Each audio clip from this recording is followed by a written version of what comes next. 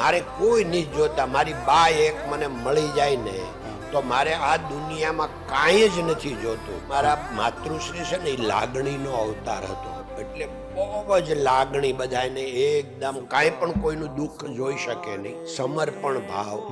એક દિવસની વાત છે, રાજુમાં છે ને એ અમારા ગામમાં તળાવિયા કરીને હતા. મારી બાઈ લગભગ સાંજે એને બોલાવ્યા વાડીએથી આવીને, અને એને છે ને છક્કરિયા વાડીએ થયા હશે એટલે બાફા હશે એટલે એ પીડ્યા હતા, એટલે છક્કરિયા આપ્યા, એમાં દૂધ આપ્યું, ખાંડ નાખી પહેલી વાર.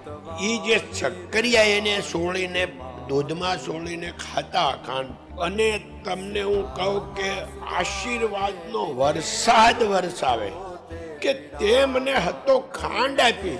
મેં મારી જિંદગીમાં પહેલી વાર ખાંડ ચાખી, અને એ જે આશીર્વાદના વરસાદ વરસાવ્યા ને એનું હું આજે આ ફળ